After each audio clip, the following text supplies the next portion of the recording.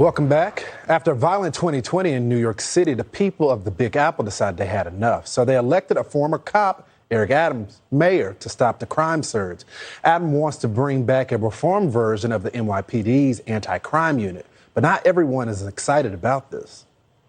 If they think that they're going to go back to the old ways of policing, then we're going to take to the streets again. There will be riots, there will be fire, and there will be bloodshed. Riots, fire, and bloodshed. I think that was a threat. That was BLM's New York co-founder, Hawk Newsome. Instead of helping clean up the city street, he's threatened to paint them with red. Sounds like he wants New York to follow the lead of Los Angeles, where police are simply giving up, telling potential robbery victims to not resist, just hand over their things. Here's a thought. How about you crack down on crime instead of telling your citizens to roll over for the criminals? Let's bring in Jeff Charles, host of Fresh Perspective podcast and KTTH Seattle radio host, Jason Rantz. Thank y'all so much for being with me today. Jason, I mean, the message is pretty clear here. Let the criminals do whatever they want to do. I think this was incitement pretty much, right? Yeah, I mean, clearly. But I can't claim to be shocked. You start with New York City, for example. You had Democrats for months last year deciding to be okay with riots, with violence, with burning down buildings and destroying neighborhoods. And as a result of that, did a lot of people go to jail? Did a lot of people get prosecuted? No.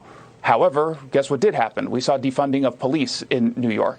We saw it happening all across the country. We actually rewarded that kind of behavior. And so if you are the type of person who turns to violence and then you see you've been rewarded for it, no punishment whatsoever, well, guess what? You're probably going to turn to that yet again when you might not get your way. And it's not just about this group. It's about all the people who aren't talking about it, like the Antifa lunatics who got away with this as well. They're not going to go on TV or hold any press conference. They're going to secretly communicate electronically, and then they're going to go out and they're going to follow suit. So this is something that is a very clear threat, and we do have to pay attention.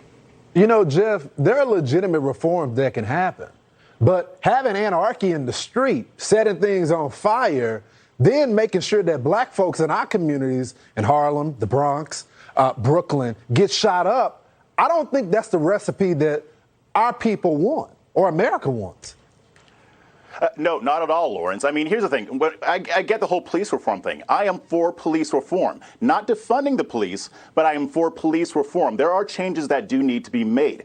However, bringing up the threat of violence is not the way to address this situation. And my question that I would put directly to Hawk Newsome, when you talk about things like bloodshed, when you use the word bloodshed, whose blood do you think is going to be shed? Yeah, we already know the answer to that question. It's going to be people that look like you and I, Hawk Newsome. It's going to be black men. I am sick of dead black bodies in the street, whether it's from the police or whether it's from violence in the community. And I know Hawk Newsome cares about those things because he's talked about both. But when you use words like bloodshed, to me, there has to be a better way to deal with this issue. No more dead black bodies dying needlessly because people want to riot. This is not what we should be encouraging.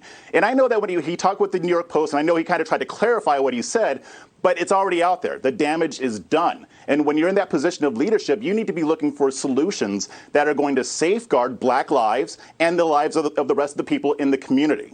You're so right. You know, Jason, whose blood? Whose blood is going to be on the street? I'm just curious, when he says blood, what blood is it? Who is it? Well, I mean, I'm presuming that he's talking about the officers who are out there. I mean, you go after your enemies in war, and they believe that this is an actual war. And if you're talking about it in terms of that kind of violence, I'm only going to presume that they're going to target police officers. Now, we've obviously seen police officers being targeted in this country as a result of the last year's worth of activism. And that's obviously a huge concern for a lot of officers at a time where police departments are losing cops left and right because they don't want to have to put up with this sort of nonsense anymore. And it would be one thing if they were able to actually make these arrests and have the charges stick with these activists who are choosing to break the law instead of doing actual activism. But that ends up not happening. And that's actually, if you look in Los Angeles, part of the reason why they're giving that kind of advice is, yeah, the cops can make all the arrests that they want. Unfortunately, you still need prosecutors and judges to put these people in jail, and they're not. Yeah. And there's blood all throughout the street of New York. people being pushed into trains, people being shot up for absolutely no reason, criminals getting away with it. The DA is allowing criminals to get back on the street, recommit these crimes. I mean, there is a broken justice system, and the voters rejected it in New York. You would think the activists would get a clue. Anyway, Jeff, Jason, thank y'all so much for joining the program.